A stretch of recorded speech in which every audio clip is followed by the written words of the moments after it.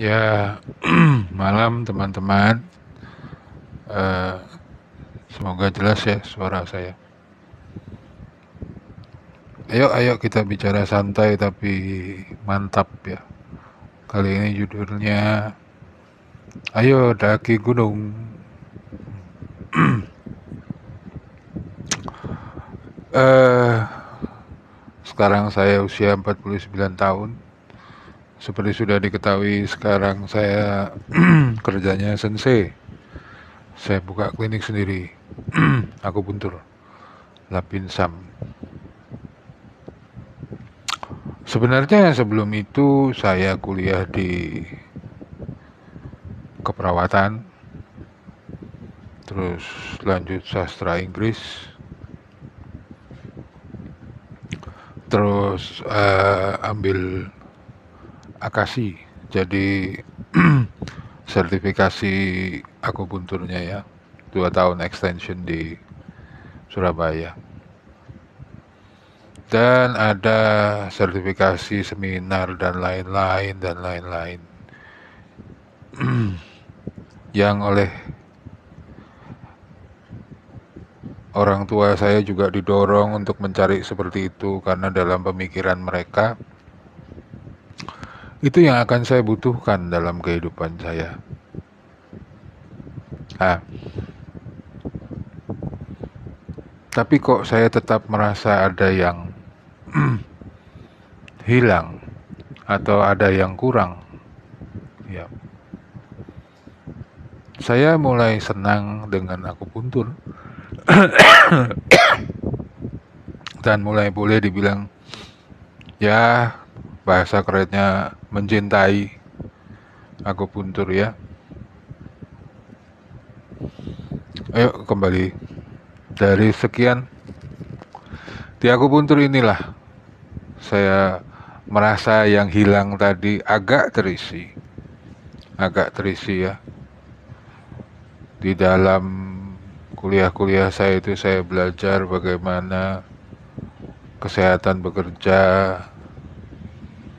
bagaimana sistem kesehatan barat, fisika Newtonian. Newtonian itu yang jadi melihat segala sesuatu seperti mekanis, seperti mesin. Ya, jadi ada mesin yang bekerja kan ada siklusnya. Kalau ada satu yang nggak beres ya diambil aja partnya itu diganti. Itu fisika Newtonian. Terus terima kasih pada akupuntur saya masuk ke fisika kuantum dan mulai mengenali yang disebut medan energi Nikola Tesla ya. Mirip seperti kalau kita lempar batu ke air, ke sungai atau ke danau, dia akan bulat makin keluar. Ripple effect. Tapi kok iya di dalam hati kok masih ada yang kurang. Subjek utamanya saya tidak belajar tentang diri saya sendiri. Halo, SMK Bucin, halo. Ya, Tristan, halo. Terus satu ketika saya pernah sakit berat. Waktu kecil tuh saya sampai usia 13 tahunan lah saya masih pakai sepatu khusus. Jadi kaki saya itu nggak bisa kayak orang-orang buat langsung lari itu nggak bisa. Buat jalan berapa langkah aja udah linunya sampai ke paha. Hanya dibikinkan sepatu khusus waktu itu masih YPAC yang membuatkan. Eh, tapi justru di situ saya ketemu sesuatu dan saya mulai mendalami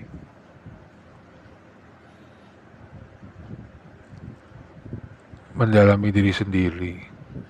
Ya.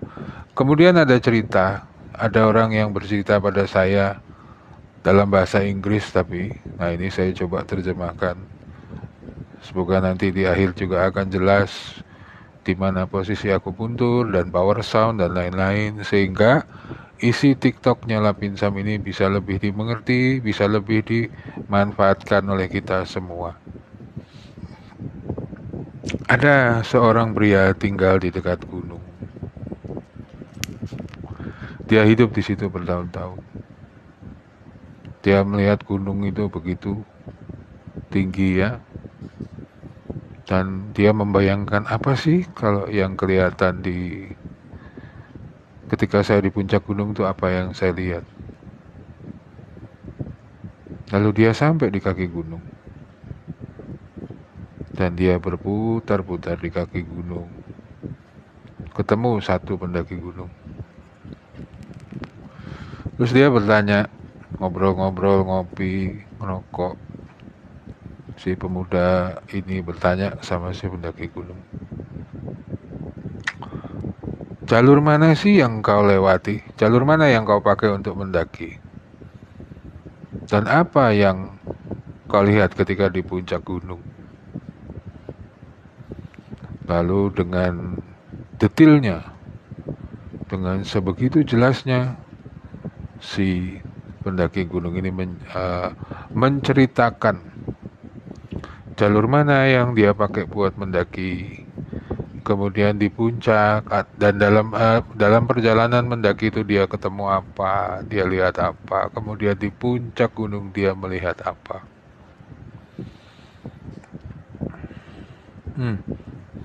Lalu si pemuda itu dalam hatinya berkata, aduh, dari ceritanya kok kayaknya berat amat ya perjalanannya. Jadi dia belum bisa memutuskan dalam dirinya dia mau mendaki gunung itu atau tidak. Kembali dia berputar. Rinsul Chernail. Okay, I'm speaking Indonesian, right? Dia terus berputar, memutari gunung itu. He keeps moving around the foot of the mountain.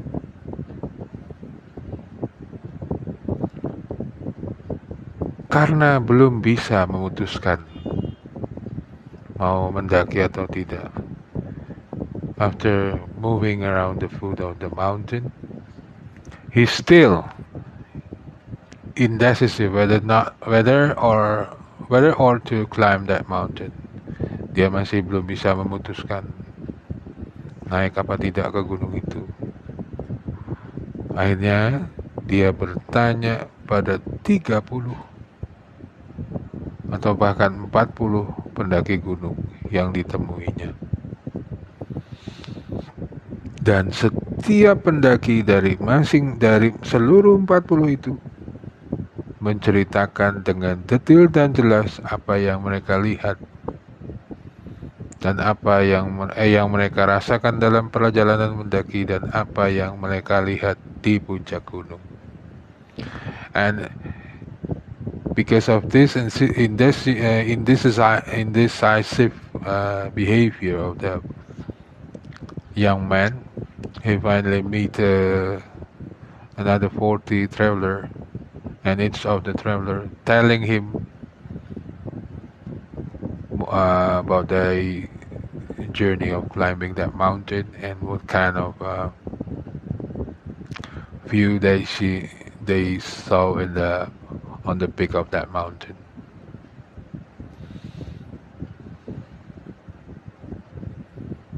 Lalu setelah 40 orang ditanya, pemuda ini berpikir, saya sudah bertanya pada 40 orang pendaki dan mereka memberikan semua gambaran mereka. Jadi saya tidak perlu lagi mendaki gunung itu.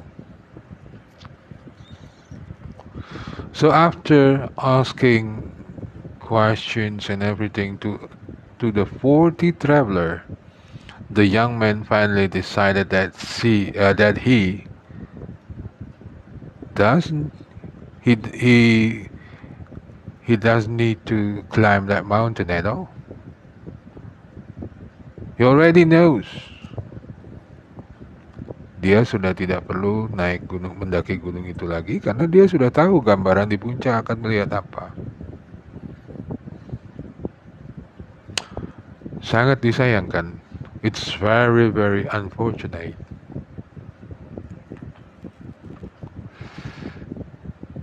Ada keadaan yang bisa kita bagikan pada orang dengan kata-kata. There is some situation or view or something else that we can share with words. Tapi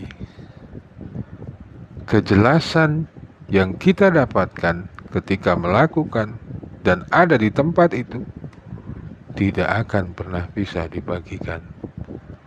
But the clarity that we get being in there, being climbing the mountain, can never be shared by words. Ya guys, jadi keindahannya, kesulitannya, kesusahannya itu tidak bisa dibagikan dengan kata-kata, tidak sebanding dengan pengalaman kalau kita mendaki gunung itu sendiri.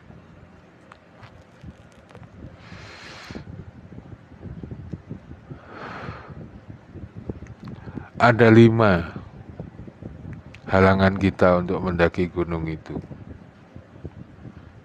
There's 5 obstacles for us to climb that mountain. Yang pertama, sensual desire, keinginan seksual. Tetapi ini tidak seperti sexual drive, ya, bukan dorongan seksual, bukan birahi. Jadi yang disebut sensual drive di sini ini sensual desire, bukan sexual drive, sorry. Sexual desire is something inside you that arouse, sesuatu yang muncul dalam dirimu in the moment you pay attention to something that give you good emotion. Sesuatu yang muncul di dalam kamu ketika kamu memperhatikan sesuatu yang memberimu emosi positif. Ya. Now, yang ini nih, sensual desire ini akan menyentuhmu lewat 5 gerbang. The sensual desire will touch you through or enter yourself through 5 gates. Seeing, melihat, hearing, mendengar, tasting, mencicip, smelling, mencium atau menghidup, and feeling, merasakan. Ya. Katakanlah setelah 1 mil berjalan, 1 kilometer mendaki,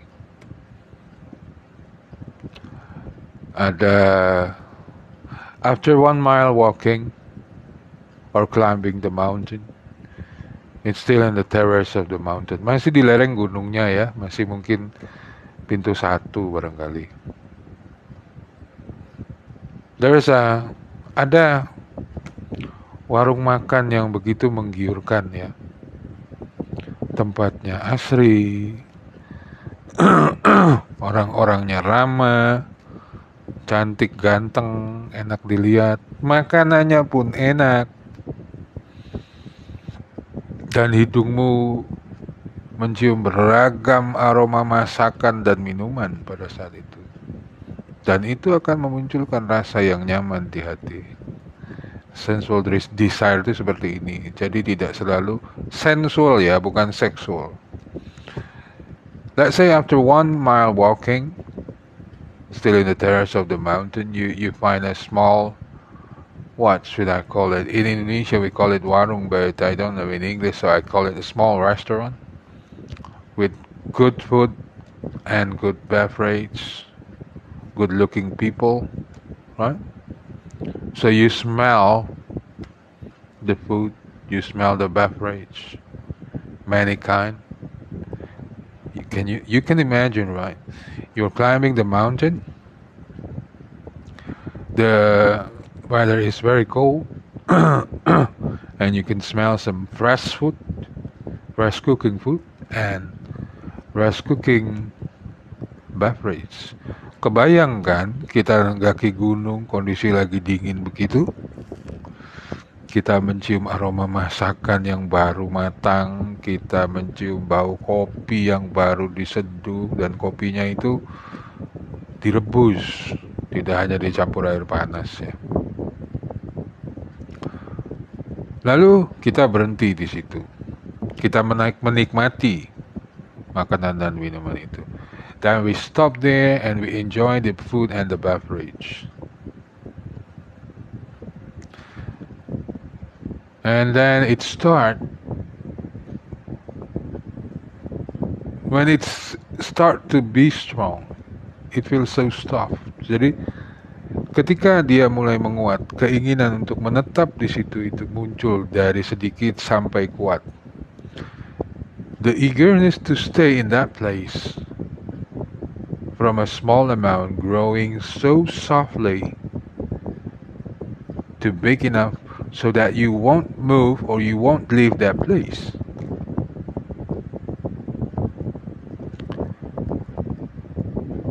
Ketika menjadi cukup kuat dan kamu tidak mau meninggalkan warung itu, you lost track. Kamu sudah kehilangan arah. Tujuanmu puncak gunung, bukan restoran. See? Nah, ketika keinginan menetap pada sisi yang menyenangkan itu menjadi begitu kuat sampai tidak mau pergi, maka menjadi obsesi. When the urge to stay there, to stay in the restaurant because of the temptation is strong enough to make you stay there, it will become obsession. Then you lost track because you don't get clarity. You cannot see the view on the peak. Right? That's the first obstacle or hindrance. The second one is ill will. Halangan yang kedua adalah kemauan yang tidak bagus atau tidak kuat, tidak bagus sebenarnya. Ill will dalam bahasa Inggris. Ill will adalah keadaan benakmu ketika kamu mengalami emosi negatif. Ill will is the condition arises when you have negative emotion or feeling.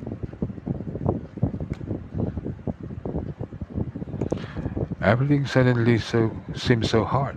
Semuanya terasa begitu keras, begitu susah. And let me read my notes a bit. So it's like this. The ill willnya ini akan bervariasi, will be started. You will, in the ill will situation, in the state of ill will, you will have rejection, aversion, and at least dislike.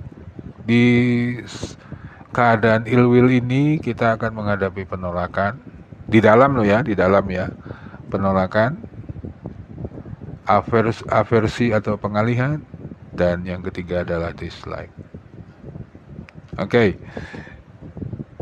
Kita mau daki gunung, hujan. Kita nggak suka hujan. We want to climb the mountain. It rained, and we don't like rain. It will give us unpleasant journey. Akhirnya kita mendapatkan perjalanan yang tidak menyenangkan. Rain, hujan di luar kita tidak suka sama hujannya. Perjalanan kita tidak menyenangkan. Rain, outside. Dislike inside. Will give unpleasant journey. And because of that unpleasant journey, dan karena karena perjalanan itu tidak enak, akhirnya banyak juga yang berhenti. The worst part is, we blame the rain. Bagian terburuknya adalah kita menyalahkan si hujan itu. Nah, di sini sudah mulai tidak seimbang, ya. Dalam kondisi ini tuh kita sudah mulai, saya biasanya di klinik tuh sudah mulai memasukkan power sound, sudah mulai memasukkan wawancara, dan bahkan tusuk jarum penenangan. Okay? Nah, unpleasant journey will stop your journey. Perjalanan yang tidak menyenangkan, perjalanan tuh di luar, tidak menyenangkan di dalam. Tidak senang, akhirnya tidak menyenangkan, malah akhirnya berhenti, nggak mendaki. Okay. Halangan ketiga, the third obstacle, sloth and torpor. Right? This is actually Shaolin Temple way of teaching. Halangan yang ketiga adalah sloth dan torpor. Sloth itu lebih ke mager-mager, malas gerak gitu loh. Jadi lebih ke fisik. And torpor is like dullness in the mind. Jadi dullness in the mind ini bisa maksudnya nggak mampu nangkep, ya, bisa dua, nggak mampu nangkep atau tidak mau mengerti. Memang dasarnya nggak mau mengerti.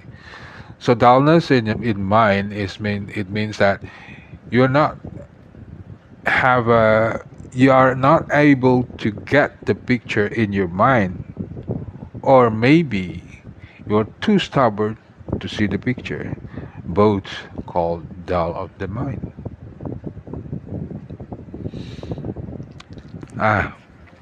Ketika kita sampai stasi dull of the mind ini, dikarakteristikan dengan ngantukan. Tuh tak bisa memotivasi diri sendiri. Ya, nanti sampai bahkan mudah marah. Terus ya kurang energi, jadi udah bukan malas lagi, memang kurang energi. So this kind of this sloth and torpor phase is characterized by sleepiness, non-motivational, and usually lack of energy. Careful, because usually or maybe most of the time, hati-hati karena biasanya atau bahkan seringkali, most of the time, bisa berubah menjadi depresi. Nah, disinilah depresi itu akan dilihat sebagai satu kurungan, ya, kita tidak bisa bergerak. In here, I would like to present the depression to you as a impression, being imprisoned. So it's like you are in a cage or you are in the box. You cannot move. There is no option left. You need to go out of the box. Ya, jadi kata depresi ini saya sajikan kepadamu itu seperti kamu berada dalam kurungan atau dalam kotak. Kamu tidak bisa bergerak. Atau paling tidak malas bergerak, baik secara mental, maksudnya ide, ataupun secara fisik. Ya. Hati-hati, seringkali ini dibungkus dengan kata kepasrahan. Pasrah hasil boleh, tetapi usaha tetap berjalan. Ya, jadi state of depression ini jadi state fase depresi ini hati-hati karena suka terbungkus. This depression state is usually covered with a way of thinking, let God do his things. Right? Even though God do his part, we as human do our part. Right. Later, after the fifth obstacle, I will tell you also about the tools to avoid the obstacle. Nanti juga kita akan bicara bagaimana cara-cara untuk mengatasi tekanan atau halangan atau depresi ini tadi. Ya. The fourth, halangan keempat, the fourth obstacle is restlessness. Unsettlement means that your mind cannot be settled. Yang keempat adalah gelisah, gerak sana gerak sini. Jadi benakmu itu tidak bisa bertahan pada satu satu momen. Lompat sana, lompat sini, lompat sana, lompat sini. Restlessness, nggak bisa diem gitu. Ini seringkali digambarkan seperti, kalau orang-orang psikologi itu menggambarkannya seperti monyet yang melompat-lompat di antara dahan. Ya, Kang Albert, thank you. Sehat bareng ya, hai. The monkey brain, the monkey mind that jump among the branches, restlessness, unsettled. So your mind cannot be settled in one branch. Nah, lalu yang dibilang branch ini apa? Present time, saat ini, ya.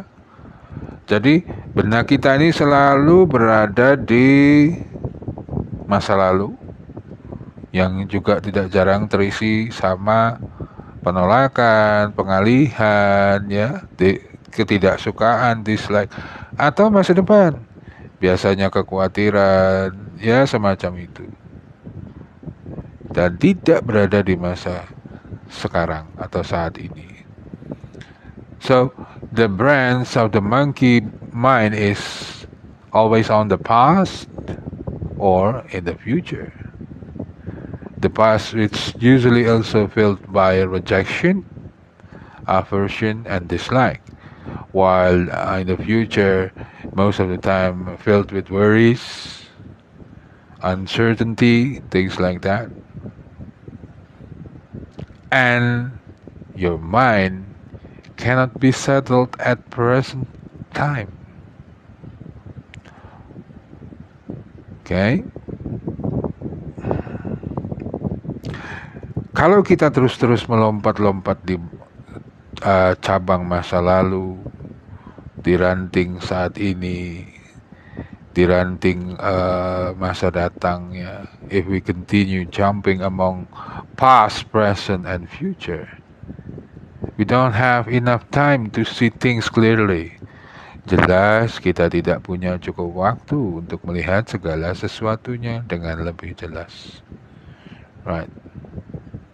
Kalau sudah lihat tidak jelas, sudah lompat sana lompat sini, biasanya perjalanannya terhenti di situ. At the time you cannot see clearly and keep jumping among branches, means that your journey stopped there on that tree. On that tree branch, right? See, you stay in the big tree. Kita berada di pohon yang besar, cabang-cabangnya banyak, kita bisa lompat-lompat. Tapi kita adanya di pohon itu saja. But we stay in that particular tree. We stop our journey.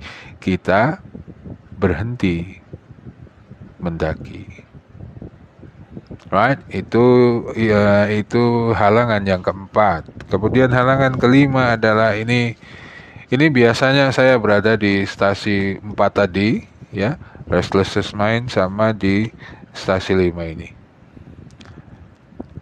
The fifth obstacle is skeptical mind. Keadaan kita tidak bisa memutuskan, ya. Jadi benak tuh tidak bisa membuat keputusan. Nah, bagaimana kalau nanti begini? Bagaimana kalau nanti begitu? What if? What will happen if? What will others think?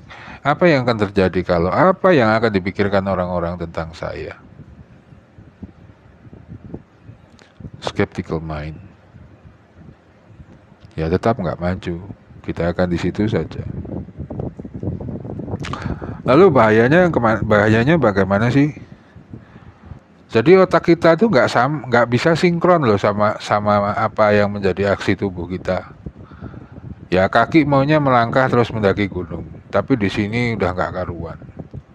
Hanya kakinya berhenti mendaki. Berarti benakmu tidak bisa sinkron dengan aksi tubuhmu. This kind of skeptical mind will give you more and more questions.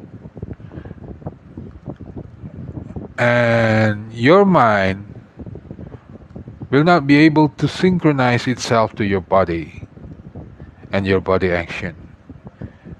Your feet want to keep climbing the mountain, but your mind keep thinking, keep shooting question. What if? Then your feet will stop climbing. Your journey will stop. Ya, ini dia bagian berbahayanya. This is the most dangerous part.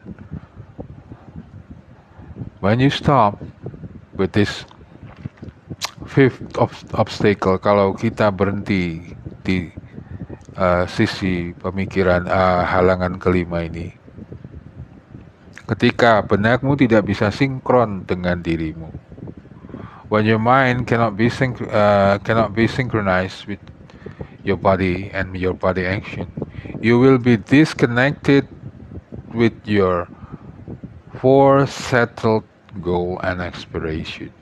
It means you don't get clarity on the clarity of the peak of the mountain. Yang bahaya adalah ketika benak dan dirimu, juga aksi dirimu tidak bisa sinkron, maka kamu akan terlepas dari tujuan dan aspirasimu yang pertama ditentukan, yaitu mendaki gunung untuk melihat keindahan di puncak. Nah, keindahan ini silakan bisa digaris miring kejelasan. Nah, 5 ini akan membuatmu berhenti mendaki. Lalu apa caranya untuk menghindar dari 5 ini? Jangan biarkan munculnya. Intinya ya, biarkan hujan. Ya biarpun nggak suka, ya biarkan hujan. Wong itu udah bukan urusanmu, itu urusan alam. So how did you avoid these 5 hindrance or 5 obstacles? Simplified. Just let it rain. Biarkan hujan. It's Mother Nature thing, not your thing. Even though you dislike the rain, let it be. The second step is just let it rain will be divided into 4 steps. Biarkan hujan ini akan terbagi menjadi 4 langkah. First, recognize. Pertama, kenali. Recognize in what state your mind is right now. Kenali sedang dalam di stasi mana sih otakmu sekarang. Dari 5 obstacle tadi itu kita ada di mana otak kita? Kedua, acceptance.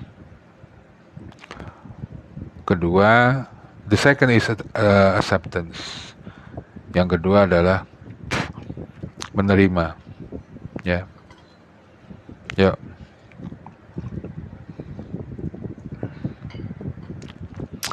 Menerima tuh gimana sih? Ya kita ambil dari dislike. Misalnya dislike-nya itu, aduh saya nggak suka banget sih orang itu. Biarkan dia apa adanya. Biarkan dia seperti itu. Atau lebihnya, biarpun saya nggak suka hujan, tapi biarkan hujan itu turun, ya. So you let your dislike flow. Jadi biarkan rasa tidak sukamu tuh ngalir di dalam hati. Nanti ada obatnya. When your dislike reaching your heart, it's okay. You're human. There will be a cure for it. After accepting, investigate. Setelah menerima, mulailah menginvestigasi. Nah, ini obatnya tadi, dislike-nya itu. Obatnya investigasi.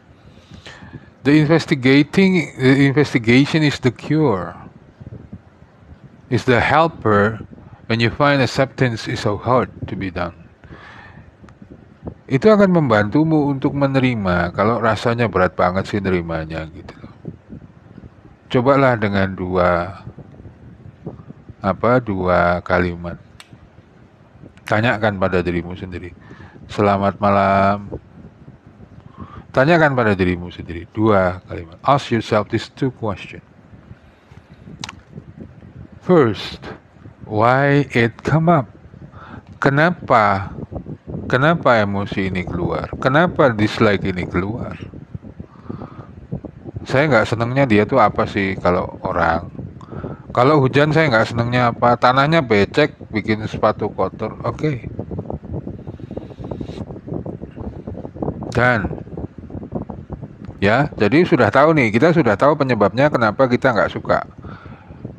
For example, you don't like the rain. Why it come up? Why you dislike the rain? Because it makes the soil wet. It makes my shoes dirty. Okay, you know the cows. But the dislike is still here. Tapi rasa nggak senangnya masih di sini.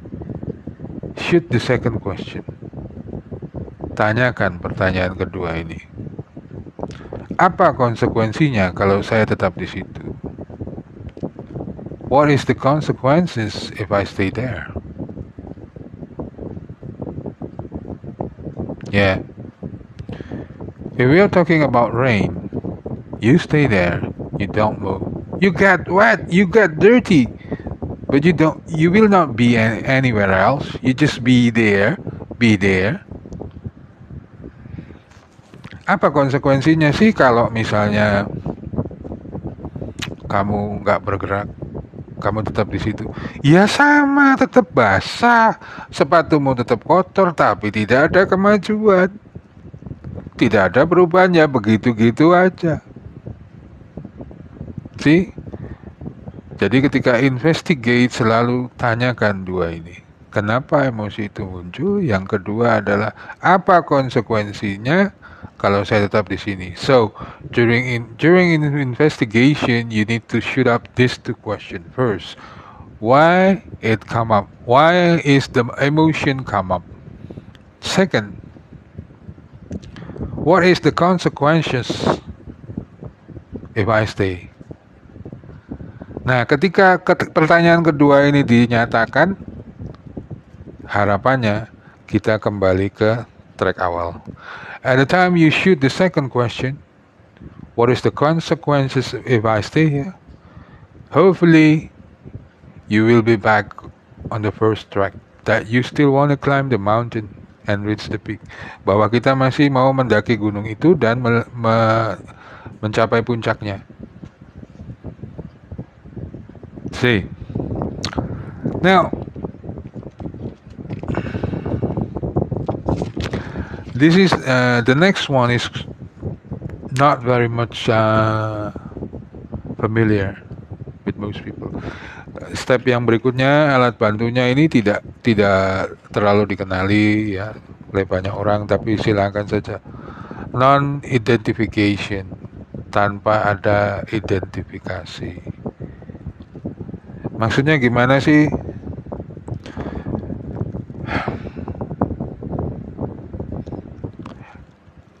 Gini, mulai dengan tiga kata. Kalau mau lebih enak sambil nunjuk, start with 3 simple sentence. Maaf ya, bukan kata, kalimat pendek kok. It will help if you do saying it while doing the action. I'm not the mind. Saya bukan pikiran. I'm not the body. Saya bukan tubuh. I'm not the emotion. Saya bukan emosi itu. Saya ulang ya. Non-identifikasi. Itu yang mengajarkan kita nanti untuk singkatnya lebih mudah introspeksi diri. This non-identification step will help us to do some more digging to ourselves. I'm not the mind. Saya bukan pikiran itu. Saya bukan pikiran saya. Bisa juga. I'm not the body. Saya bukan tubuh saya. Saya bukan tubuh ini. Ya. I'm not the emotion. Saya bukan emosi ini. But I can watch the 3 aspect. Tapi saya bisa mengamati ketiga aspek tersebut. Ya. Halo, Risk 501. Ya, Brian Malvin. Sekali lagi, saya bukan pikiran itu, saya bukan pikiran saya bukan badan saya bukan emosi saya, tetapi saya bisa mengamati ketiga aspek itu dalam saya. Oke, itulah yang disebut non-identifikasi. Ini yang sebenarnya butuh latihan. Ini yang sebenarnya menjadi salah satu fungsinya Power Sound yang tertera atau saya uploadkan di TikTok Lapinsam ya. Alright. Jangan lupakan kata-kata bahwa I can observe all the 3 aspect. Kenapa sih bicara panjang lebar begini? Ya, karena hidupmu begitu unik. Terlalu unik dan terlalu berharga untuk mengcopy jalur hidup orang lain. Oke? Nah, fungsinya Power Sound, fungsinya tusuk jarum, dan harapan saya Sinsekam. Fungsinya klinik Lapinsam adalah membantumu menghadapi 5 halangan tadi. Function of the Power Sound that I upload in my TikTok account, Lapinsam TikTok account, is to help you facing that 5 hindrance or those 5 hindrance or 5 obstacles that we have talked about. Right. For anyone who wishes to climb the mountain, let me meet you at the top. Bagi mereka yang mau mendaki gunung mereka sendiri, yuk kita ketemu di puncak. Selamat malam.